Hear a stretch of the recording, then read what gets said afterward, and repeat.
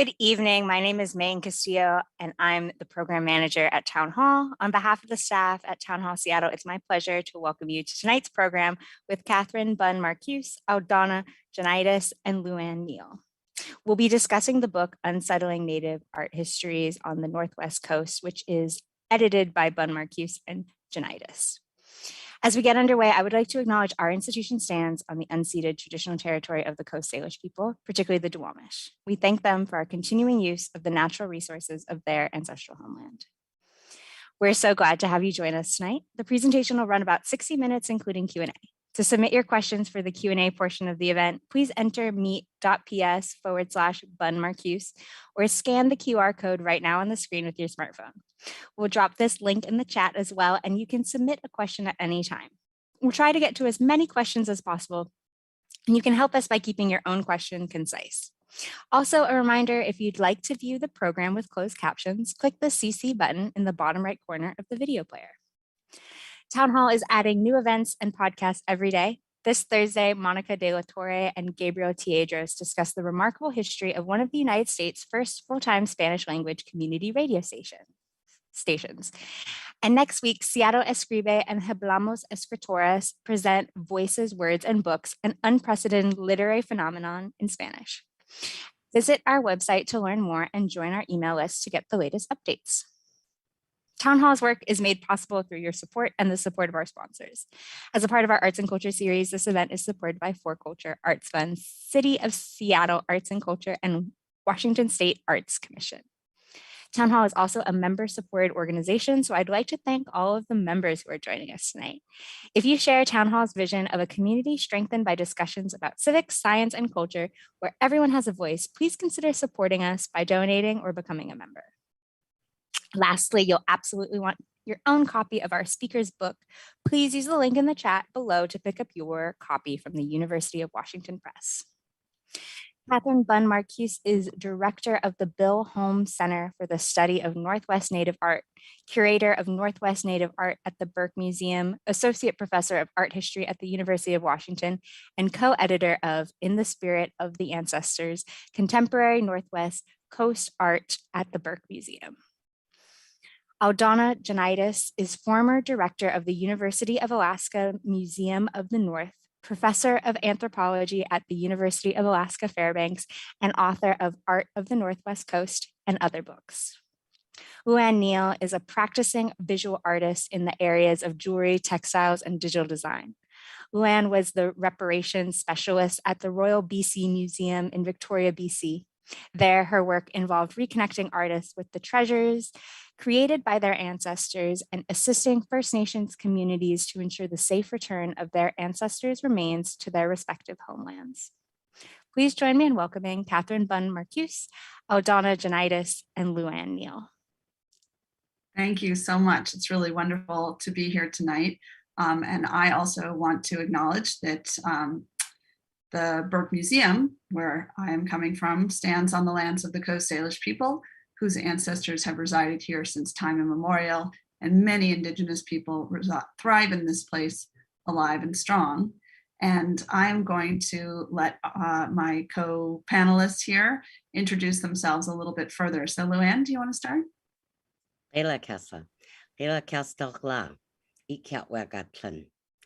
Yayu tlin la chamama lilaklat lo aquagios. La an hapela kaslatkat la quangan. Le ehilgela gachens, la hoch, await naquesas. And my language of Kwakwala, I've just introduced myself by one of my four names, Ikiatwega. And I'm from the Mamalilakla and the Kwagios people, also known as the Kwakwakiwag, the Kwakwala speaking people, and also acknowledging that I'm coming to you today from the Lekwungen territory, known today as the Songhees and the Esquimalt people. And I offered my thanks to them for always making me feel so welcome in the lands of their ancestors. Hello, I'm Aldona Jonaitis, and I actually live in Fairbanks, Alaska, the home of the Athabascan Tanana people. And as always, I acknowledge their ownership of this land and the graciousness with which they have accepted us. and are willing to share in its boundaries, and they are just wonderful. Thank you. All right. Well, we're so grateful, the three of us, that Town Hall invited us to share a little bit tonight. And so we're here to talk about this wonderful book, which is called Unsettling Native Art Histories on the Northwest Coast. And I know there was a link to it in the beginning materials. We have lots of different contributors, and we'll mention a number of them tonight. Aldona Jonaitis and I were the main editors, but we had such a strong team of many people who contributed chapters to the book.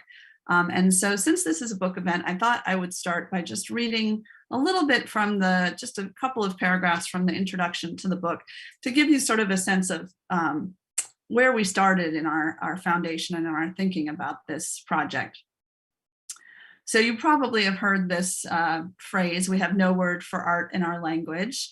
And this is really an oft-repeated phrase that's been used by Indigenous community members and scholars to push back against the ways that Indigenous creations have been presented in museums and analyzed in scholarship as, quote, art, right? According to frameworks and scholarly methodologies that were developed outside of the original cultural paradigms. So to put art in quotation marks notes how that term has been contested as one imposed by outsiders and applied in a manner that erases cultural function, kinship connections, or the spiritual power of cultural creations or belongings.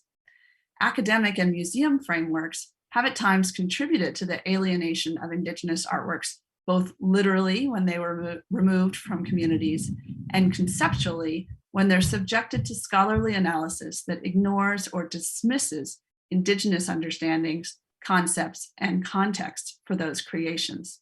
And so in the book, the contributors discuss Indigenous creations as artworks, but with the full understanding that this term, even though it's still an English gloss for culturally specific Indigenous vocabulary, that we feel that that term has the potential to carry the relational, aesthetic, and performative functions of these creations within a cultural network. And such robust and indigenally informed interpretations, those demonstrate Chickasaw curator Heather Ottown's definition of an Indigenous aesthetic, and she proposes that there are broad roles for Indigenous arts, including expressing identity within a complex sociocultural community, creating didactic materials and mnemonic references to traditional cultural cosmology and values, and providing instruments for intergenerational transmission of cultural knowledge. And so we'll come back a little bit later to this phrase, unsettling, that we used in the title of our book. But I thought I might invite Aldona to speak just a little bit on how this book came into being. Thank you very much, Katie. Well, Katie's predecessor, Robin Wright, had hosted, and I don't know how many years this was, we have a Native American Art Studies Association conference, which is every 2 years, that brings together artists, art historians, Indigenous people. You know, it's a fabulous conference. And Robin had every year, and I don't know how long this lasted, new perspectives, new directions, new contributions to Northwest Coast art history. And then Robin retired, and so I said, well, you know, maybe I could host the same thing. I can't do it as well as Robin, but I will try. And I opened up the call for papers, and we got, I think it was 6 papers, 8 papers, something like that. And after I was sitting there listening to these papers, and I mean, I've been in this field for 50 years. I was sitting there listening to these papers and saying, this is amazing. These people are talking about Northwest Coast art in a way that I have never heard, from so many different perspectives, so many different angles, so many different viewpoints. And I just said, and it's new, it's fabulous. And so I said, this has to be published. So I spoke to Katie and said, let's do this. make the essays into a book. And of course, we wanted to have a strong Indigenous voice. There were some who were at the conference as well. But Katie and I agreed, of course, that we needed to bring more in. And that's how the book came about. And I think Katie can talk a little bit about the invitations of what happened and how this came about. Yeah, so, it is in part an academic conference, although artists certainly are there and other community members. Luann's been at the Native Art Studies Association conference in the past. And so we wanted to make sure that the book had a broader representation of work people are doing in Northwest Coast art history. And there are amazing artists who have incredible expertise, not only on their own journey of art, but really on the artistic heritage of their communities, broadly, not just in the mediums they work with, but in all of the art forms, by men, by women, by weavers, by carvers. And so we really wanted to extend that invitation to some of those artists, community historians, Luann being one of them. And there were a number of other people in the book as well.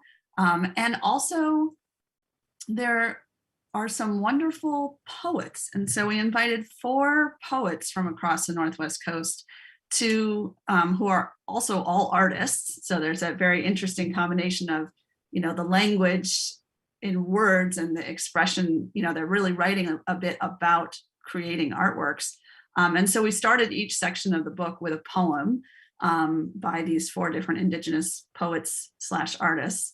And that really also helped to broaden what was being discussed in the book beyond sort of a narrow academic framework, although as Aldona says, I don't think the academic frameworks are narrow anymore. And we can talk a little bit more about that. But I thought that it might be great, Luann, did you want to talk a little bit about your contribution to the book? Because it's such a nice double story of your own and Ellen Neel's. Thank you. Yeah, I was really thrilled to be invited to be part of this. This is probably one of the first times I've participated in a project like this. And I don't do a lot of writing. I'm an artist, so my writing is through my art. Any of the writing I do participate in is very government-based because I've been a bureaucrat. And I know that seems like a really strange combination, but for me, it's the balancing of my brain. And I got really interested in participating partially because I think this was right around just after I finished my degree at Emily Carr University. And I was the whole time looking and wanting so much to find more writing that I could reference and do my own essays in school about women artists in our culture. And my grandmother was one who, excuse me, has really influenced and shaped my own practice and informed what I decided to, the paths I decided to follow. Many of them are really I saw it as taking steps from where she left off and continuing and hopefully finishing some of the work that she started back in the 40s and 50s, advocating not only for the recognition that our cultures are living cultures, that we aren't always going to be able to neatly say traditional versus contemporary. We have that argument everywhere anyway, but that this was that much more complex. And so it was a really great opportunity to start thinking about that. But there's so much in this, and I was just so appreciating getting to meet all of the other writers and was very excited about seeing what would come about. And of course, through all of the discussions Katie and I've had over the years and the times that I visited the Burke, and the way she described these things, I thought was really interesting to me. And who knows, you might make an academic of me someday, but I was really interested. So I just really appreciated the way Katie outlined things to me and showed me the vision of where we could go with this publication. So I leave it to you, Katie, to talk a little bit more about what your vision was and how you balanced all of the writers and making sure that broad representation took place. Yeah, well, it was a great group. And actually, I mean, having been involved in edited volumes in the past, this was one of the fastest to publication I've ever seen. Everybody was very excited about their work and the stories they wanted to tell. And, you know, your perspective as an artist, and Evelyn Vanderhoop, who has a wonderful article on Naheen weaving and the incredibly deep history of the significance of mountain goat wool and the power of that when it is woven into these beautiful chiefly robes. And she's a consummate historian. She goes deep into the archive. She goes back to the Beinecke Library and looks at all of the watercolor paintings from the very first Europeans to come and visit in Haida waters. And then, you know, she's reading these old journals, and she's reading the Haida oral histories as filtered, you know, through the anthropologists, but being able to really read deeply into those because of her own understanding of Haida oral history, but also to find in the visual imagery, these early watercolors and drawings, and in the early anthropological texts, things that I think many others have missed, that she understands as references to weaving or references to materials or to the significance of weaving, and then to put that together with her ability to actually weave these Chilkat and Naheen weavings. It was those kind of perspectives that made so many of the entries in this, the essays in this book, really powerful. And I think one of the things, and Aldona, you should feel free to elaborate on this, that we were noticing in, you know, a lot of non-native academics is this incredibly close relationship, working with people in community and learning much more carefully how to read through the older historical material. And, you know, every historian wants to build on what came before and, you know, make the new contribution, but really to make sure that those additions to the scholarship are indigenously informed, even if you're a non-Indigenous scholar, that you're coming back around over and over. You're checking in, you're talking with elders. If you're quoting people, you're coming back and saying, how does this feel? And does it work in my whole argument? And there's a whole set of responsibility and respect and reciprocity that I see in this generation of scholars, both Indigenous and non-Indigenous, who are working through a new kind of, I think, protocol for creating Northwest Coast art history. Do you want to say something more about that, Aldona? I mean, it's a new paradigm. I mean, the paradigm is really shifted, and it used to be that anthropologists / art historian, we're talking about a long time ago, had the truth. They had the theory, they knew how to look at art, they had the training, and they usually didn't talk to anybody. And like, for me, I was talking about 19th century Tlingit art in my work. And so I, at that point, didn't realize it was very important to talk to Tlingit, because I was trained in a very narrow, ethnocentric world by male professors. And this is one of the reasons I was so captivated by what everybody said. And you're right about the non-Indigenous scholars. There is a collaborative essence to what people are writing today. And that's such a central aspect to the discourse of all Indigenous art history around the world. And that's another really good thing about the book, because it includes Indigenous perspectives on their art history and non-Indigenous perspectives with collaboration on their art history. And it's all new and wonderful. You know, I see in this group that, you know, we had 14 people contribute to the book, and I think there were 4 men. So there's an overwhelming number of women working collaboratively together, checking in on each other, often amplifying each other's scholarship. And so one of the portions of the book is about women's artwork in particular. And all of us, I think, have really noticed, understood that women's art on the Northwest Coast has gotten short shrift over the last over the last century. If I can just interrupt you, I think the most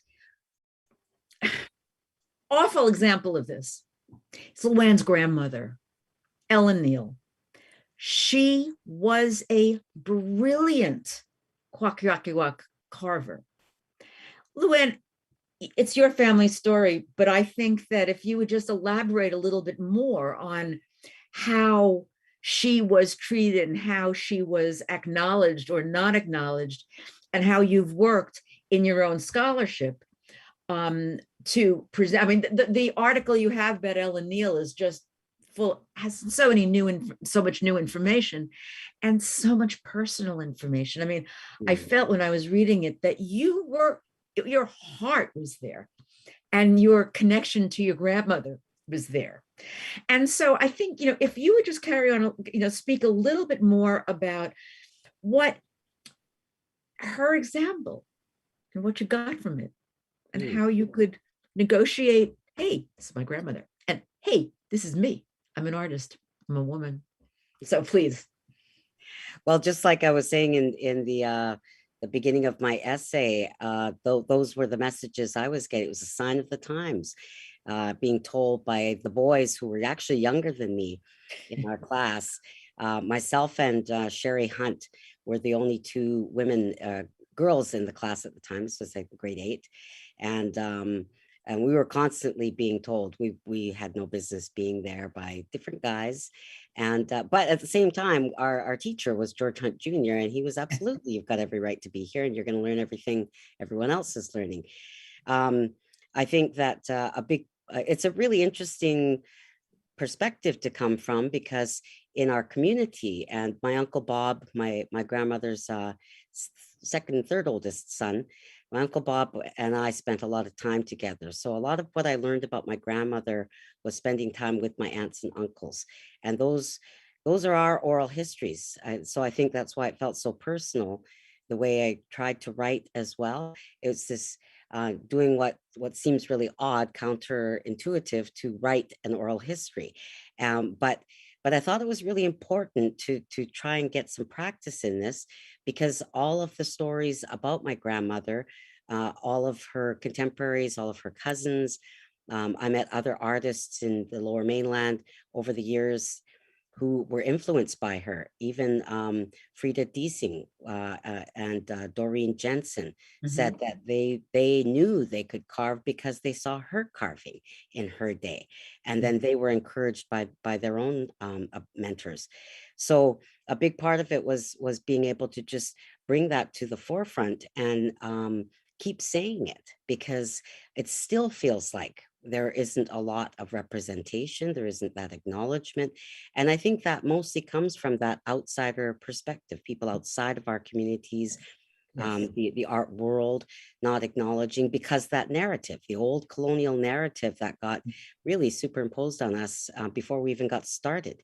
And so lifting that away all these decades later is really quite a challenge, but a challenge I'm happy to take on, because I'm not quitting, and I can't. If I want to, every now and then I go, I don't want to be an artist, and then I laugh at myself and wash my brushes and get on with it. So I think it's a very personal journey, and I have so many nieces and nephews that I'm working with, a couple in particular who have spent a lot of time with teaching and sharing what was taught to me, especially by George and other mentors, and to see them light up and feel confidence in themselves, and to feel like they have that sense of belonging and place, and that the names that we placed on them when our late Uncle Edwin had his potlatch in 2010, all of our nieces and nephews got named. And they all learned as we were getting ready for that potlatch and we were making our regalia, that whole interaction you have, not only deciding what your regalia is going to be about, those artistic choices you make, the materiality of the work, everything, how it's going to look when you're dancing. And Katie and I've had lots of talk about dancing, how it's going to feel when you wear it, what you're representing, who you're representing, and then all the responsibilities and obligations that go not only when you are in a potlatch wearing your regalia, but everyday life. And how do you transfer that artistic knowledge into your contemporary practice, but just your contemporary life? So all of those principles and beliefs and understandings of ways of being are absolutely woven in and out of every aspect of our artwork. And I think that's a big part that I never saw when I was looking through different books. When I was in grade 8, there were, Right. of course, your books, Aldona. We loved going through them and going, well, what else do we know? And it actually Yes. helped me to know Yes. what questions to ask, because I would know from watching a potlatch, Mhm. and I've been potlatching since I was little. I always had questions. And then when I started reading, I'd see where the questions weren't.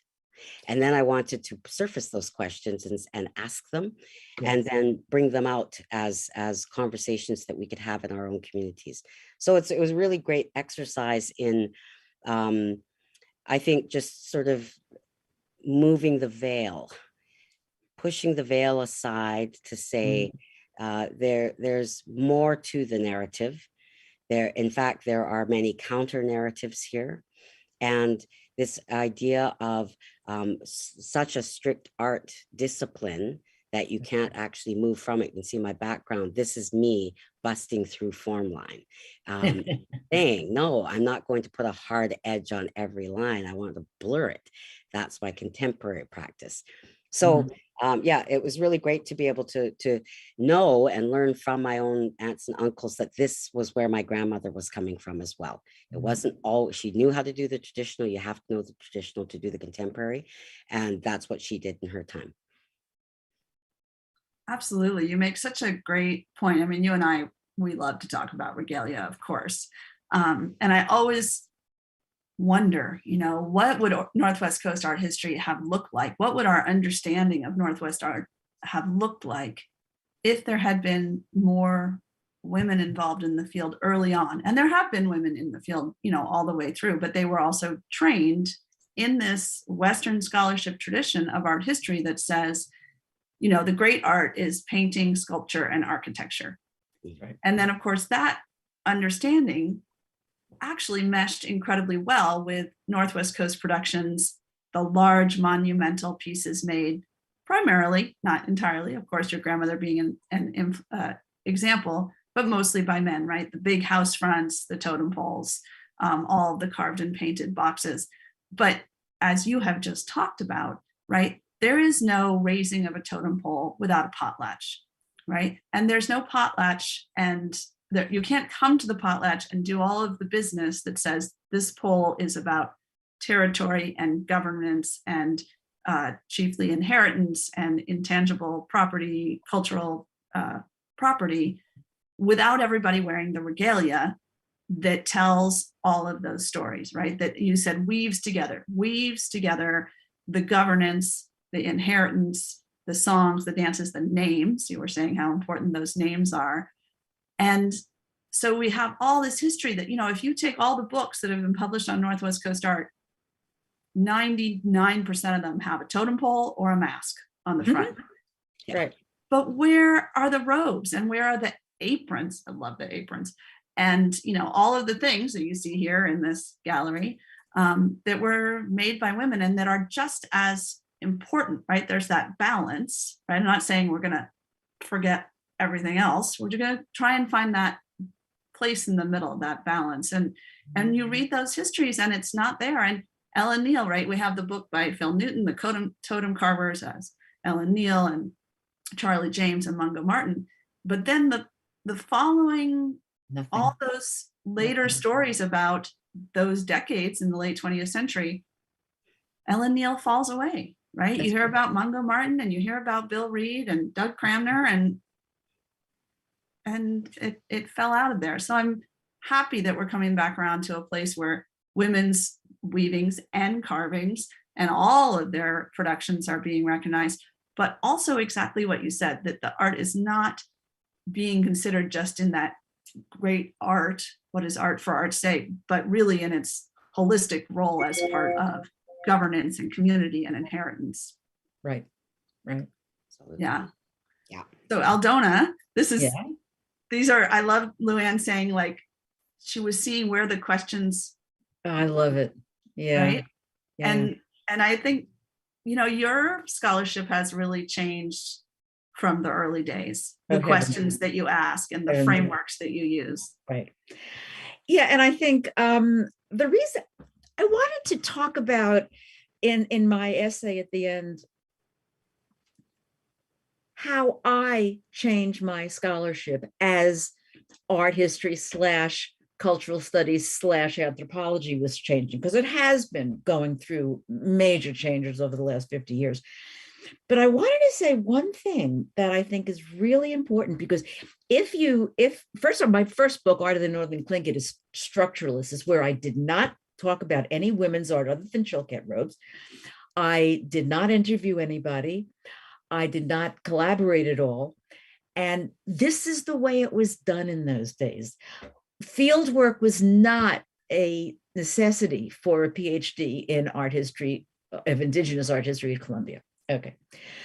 But there was one thing that it would be very nice if this was more well known, because everyone of my generation who has gone into Indigenous art was influenced by the political situation of the 60s, because it was the era of liberation movements of African Americans saying, we will combat you for your racism and your discrimination.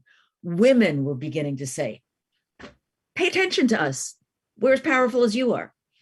And Indigenous and Native Americans also were beginning becoming more vociferous with what they had been saying for actually many years.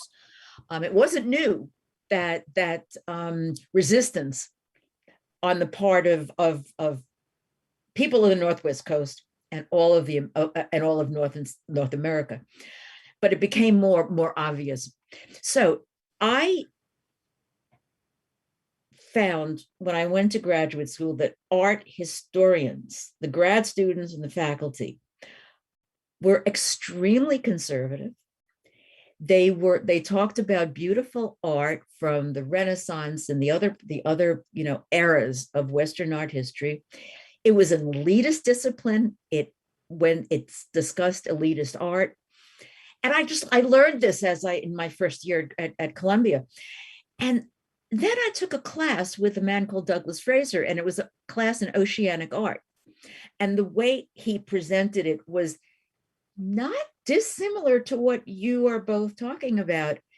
This is not just something to look at and analyze stylistically. It is part of a ceremonial context. It's part of how this worldview of these people is visually represented. And I said, oh, this is just the most amazing way to look at art, because it's what art means. It's not what art looks like. I mean, what art looks like is very important, obviously, for art. But I was always much more important than what it means. But even more important, I said, this is the art of the people, that I have joined political movements to try to make the world a better place. And even though my art history was extremely conservative and very old-fashioned, and I don't like what I wrote, the point is it was motivated by a genuine political belief that however I could contribute to others understanding the amazing nature of Native art, the beauty, to say, wait a minute, you may like the Renaissance, but here we have things that are, I would say, better. You may just want to say equal. And then, so as my own trajectory of going through the years of learning about collaboration, learning about museology, learning about against colonialism, decolonizing the world of scholarship, all of those sort of stops on the road to where I am right now has a political dimension for me.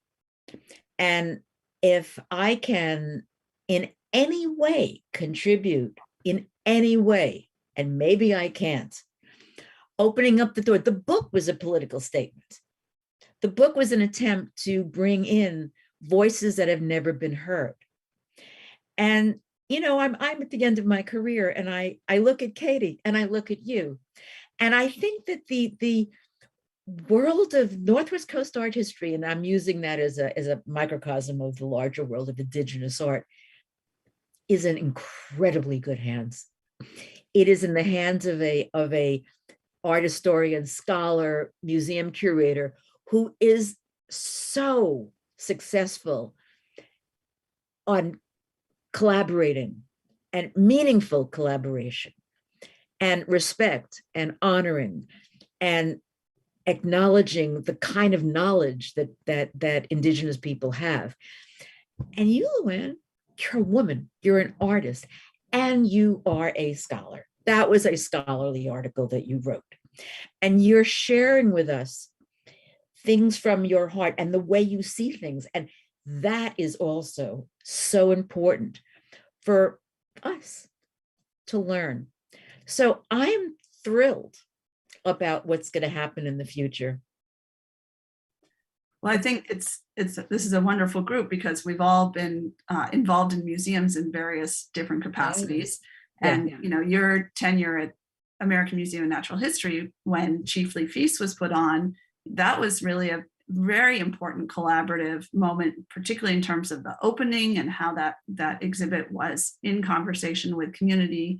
The Burke, of course, has been in collaboration with the curators Robin Wright and Bill Holm before me. And Luann, your time at the Royal British Columbia Museum was a time of great change for that organization. They're still on the road to great change. But I'm wondering if you're someone who is part of museums in so many different ways, right? You've worked in the RBCM, in the brand new at the time Indigenous repatriation collections. Oh, I got the name wrong, but you will correct me. And as a visiting artist to the Burke, someone who goes and spends time as an artist in all of these collections. So I'm wondering, Luann, do you want to talk a little bit about what drew you to actually, stepping over to the other side and working in the museum? And what were some of those great, and this is political, like Aldona is saying, what are some of those changes that you were excited to see, and maybe changes that we all should aim for that aren't all there yet in our museums? Mm-hmm. Yeah. Come to the dark side. I used to run around that museum when I was a kid. And I always thought when I was younger, I would love to work here. When I get older, I want a job here. So when I actually landed, I was the repatriation specialist, 2018 to 2019, thereabouts. And it was really important because what I had started in terms of my academic career, I started to head down the path of public administration because I was working in government back in the 90s. It seemed like a natural fit. I figured I was going to be in government for the rest of my life. And then when I decided that wasn't the hill I wanted to die on, and jumped the fence and spent more time on my art, I realized that the two weren't all that different, because one of the things as an artist as well is I see my art as writing. And I tell my story through those lines and the way they move and the mathematical and scientific, I think, composition of them all. At the museum, the couple of things I wanted to focus on was being able to take a lead with our Indigenous Advisory Committee on writing a repatriation policy. Could be a starting point, and it definitely was that. It was a starting point, and to enable us to do some repatriation really thoughtfully and carefully, and to go about it from a really strong relationship perspective, not just meeting the demand of somebody coming back and saying, hey, you've got my ancestors' things, we want them back. I thought that it was more important, or as important, to ensure the museum not only had a relationship with that community that they were going to interact with and arrange for the return of treasures, because it wasn't going to end there. You know, what we needed, and in my opinion, was if we were going to start changing the exhibits in the museum. We'd already had lots of discussions about even the labels weren't ever accurate from our perspective. They were limited. They didn't tell a full story. Pieces were put together out of context in exhibit cases, and important pieces that should have been in the case with a piece weren't. So, and they were sitting, you know, in the back in a collection drawer. So when I came to know about all of that, I thought, okay, here's what I've been taught, and this is what I can bring to the equation. But the other part was also working really closely with our learning department and our facilities department to pull together artists. And this was kind of a throwback to up until mid 2000s, we used to have a First Peoples Festival at the museum. And this was a partnership between our local Native Friendship Center and the museum itself. Right. And it was an invitation to artists and visual artists and dance and music. So we would actually use Mungo Martin House to do performances of our dances, things that were okay to share publicly. And the Three Island Nations, so the Coast Salish, the Nuu-chah-nulth, and the Kwakwaka'wakw would all take turns. And some years there were a Haida dance group in town as well. So we'd invite whatever dance groups were in town to get ready that every August to do that performance. Well, that festival ended, and it kind of broke my heart because I was part of one of the very first iterations of that festival. Being in the museum, I really wanted to see that open up again. At the same time, the actual building where Mungo Martin was carving all the replica poles that are still standing in Thunderbird Park, that building came down. The original one burnt. It got rebuilt, and I think it got rebuilt a third time, but it rotted and they had to take it down for safety reasons, but they never rebuilt it. And in my new role, I had a lot of artists contacting me saying, are you guys ever going to build that building again? Because, you know, it wasn't just a building to carve in, it was a place, it was a space and community where artists, no matter where they were from in the province, if they were coming to the museum, they'd always arrange to meet in that space. And the conversations that would take place, and, you know, when I used to run around and hang out there, and in my teenage years too, the conversations you would hear were just fascinating. And so there was a couple of things that came together with learning to talk about creating a new learning space or recreating this learning space, but also making sure that while we plan for that, let's also make sure we reconnect the artists with the collections.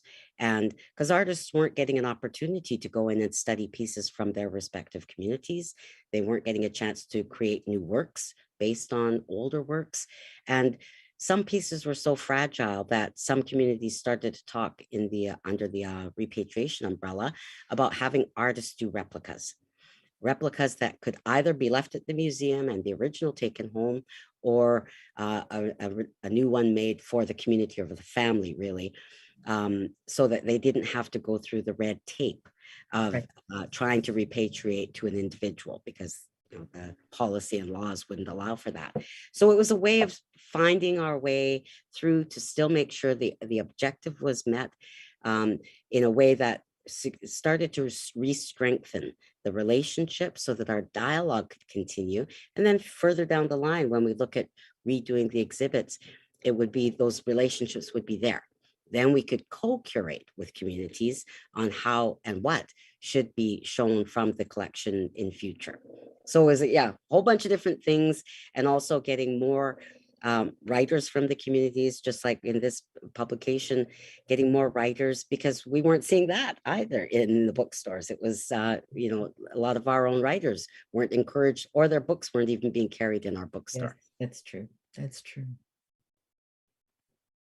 Yeah, it's wonderful to hear about all those efforts. And, I'm very lucky because I inherited a tradition at the Burke of working closely with communities and the collections being very open for access. And of course, this is what the Bill Holmes Center was founded for, was to provide funds and staffing and money so that artists could come and spend time in the collections. And so, when we were planning for the new Burke to open in 2019, and there was this Northwest Native Art Gallery, which you see behind me, And we thought, well, what's going to happen in this new space? How are we going to bring this together? And one of the important decisions was, of course, to work collaboratively. And Luann, you were also one of the curators of the Northwest Native Art Gallery. Luann's section is at the back of that case there. I should sit over here so we can see Luann's section. And there were 6 women from across the coast who came together to co-curate the gallery. They represented all different media, 6 different communities from north to south, 6 different generations, right? A couple of older, very well-established artists who had been working for decades, all the way down to quite younger emerging artists. And as I said earlier, invited because of their knowledge of artistic heritage widely. It's not a show of their artworks. It's not a show of women's work from the Northwest Coast. It's a show where, as a group, we came together and decided that the main question was, what do you want the public to know about your artistic heritage? And then each of you, Luann, yourself, and all the other 5 women who worked with us, wrote all the text, right? All the labels, all the introductions, choosing all of the pieces that were going to go together, what goes next to each other in the cases, working with the exhibits team to say, sadly, the case is this big and not, that big. We can't have 6 different Chilcats, but, finding that collaborative balance in between that we've been doing. And I can't imagine having done it a different way. I can't imagine going through the collections and thinking, here's the story I would like to tell, and picking all those things out myself. It just, I'm confident in my scholarship and the things that I write and publish, but that's always in conversation, and particularly for something like an exhibit, I think that's just has to be the way it is. And so it'll be wonderful to look forward to RBCM when they start reinstalling, and it sounds like hopefully being on that trajectory of hearing the voices come directly through without having to be filtered in a museum space. Mm-hmm. Absolutely. Actually, I'd like to, again, talk a little bit about what you're both talking about, and it goes back to what I was saying. One of the questions that, of course, has been asked in recent years with the whole decolonization of knowledge is, what business does a white person have studying Indigenous art? Can I do it? Should I do it? Can a person who's not Indigenous write about this material? And it's a really, I can, but not the way you can. I can do what I can do. And this is what Katie does too. Katie has opened up the Burke, has transformed or continued the transformation of the Burke by being in a position to have an exhibit curated by women. That's her being very powerful to open up the door for other people. And, as a writer, in everything that I have done in the last 10, 15 years, I've put more and more women's art into my books because that needs to be communicated. So there are spaces, I've always thought, what kind of authority, I don't have the authority to talk about what a Kwakwaka'wakw thinks about a mask. That is not, I do not have the authority to say that.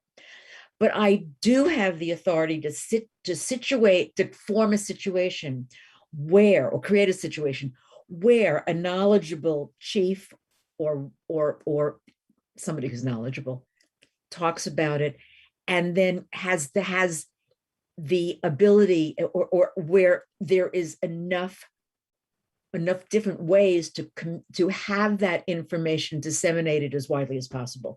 Those are some of the partnerships that I think are also, and this is what I said, this is why I said the future of Northwest Coast art studies are in such good shape, because we have people like Katie who have positions that allow them to do certain things, Indigenous people who are becoming writers as well as artists. And by the way, we do need more Native scholars of Native art. I mean, I would agree. I cannot talk about Tlingit art the way Ishmael Hope in his essay talks about it. I mean, I don't even want to try to summarize it. It's a brilliant, brilliant essay from the perspective of a Tlingit poet about one of the very important people in the lineage of the Tlingit.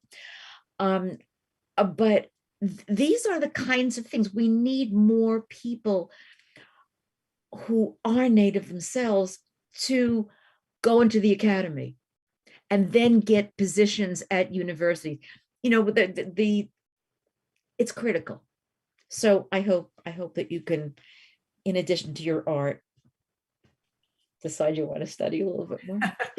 Pull you into a PhD program, Luann. But you have to encourage all your nieces and your nephews, and we really have to work, through the system. And there's so many roadblocks.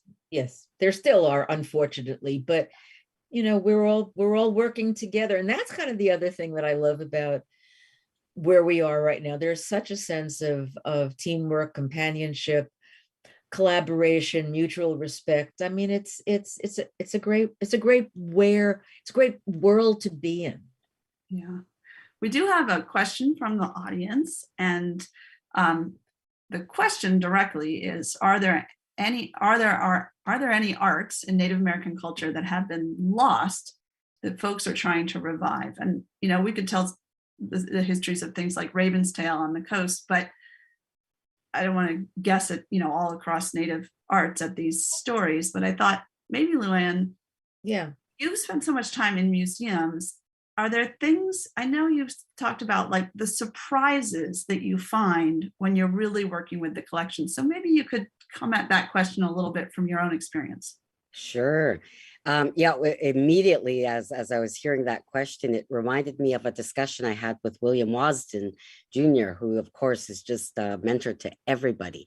And he was talking about something he had seen, and I'd seen it too, over at the Museum of Anthropology in Vancouver, when they did their reorganization as well. And they have the open drawers with the covers on them, so you can actually see what's in the drawers. And he saw something in the music section, and he wasn't sure what it was either. So he went and asked some of the old people about it, and they talked about it being an instrument that was actually used only at the beginning to call guests to a potlatch. And it sort of it was like a stick that had I believe it was like leather, and when you turned it, it would make a whirring sound, and that whirring sound would carry for quite a distance, so people could hear it all over the village and know that it was time to start. It's things like that not, first of all, the knowledge was almost lost on that piece. If William hadn't had the old people to go and talk to about it, we would not know that. I certainly wouldn't know that right now. But then I started getting interested in what was it made of? How would you make it? Are there items that traditionally we separated as work that would only be done by initiates versus commoners or people who weren't practitioners of the arts? I don't think there was ever I actually talked with late Tony Hunt about this and asked him, were there works that women weren't supposed to do? Because that's what I kept getting told. And he said, well, it's not like that. He said, it's more about, are you initiated in the society that makes those things? Now, whether you're male or female is a whole other question, and a decision of your family to put you forward to be initiated into that society and become a practitioner of all that knowledge and learn all that knowledge. So he goes, it's not as cut and dry. It's not the way the white man talks about it. It's the way we talk about it in our own structures and systems.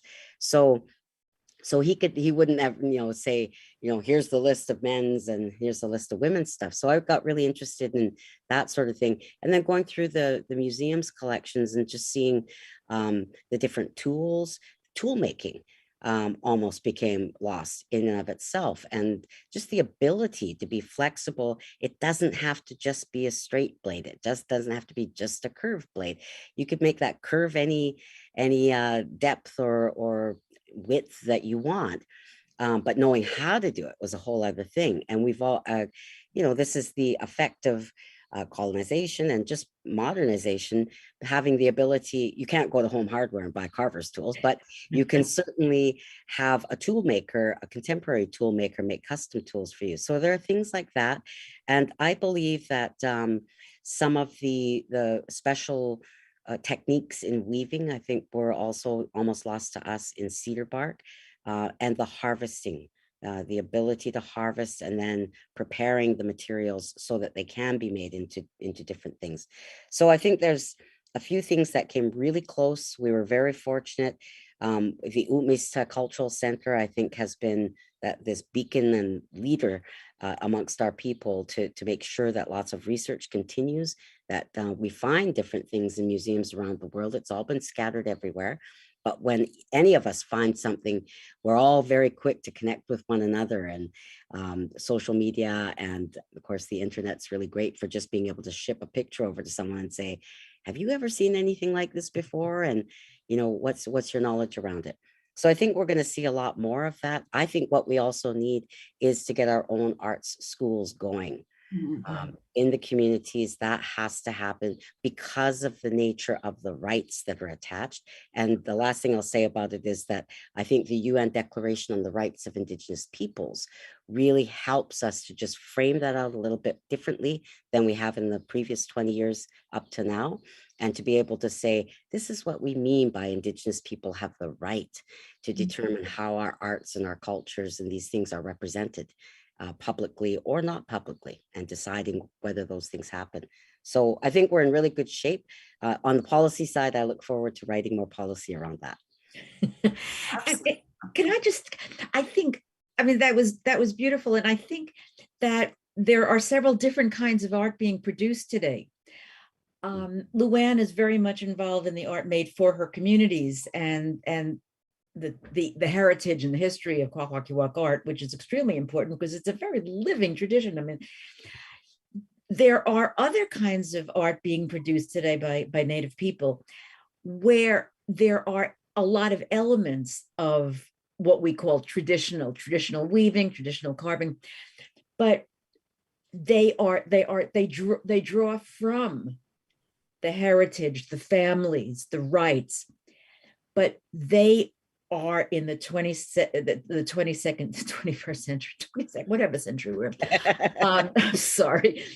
And they are making political statements about Native rights in the world, not only about their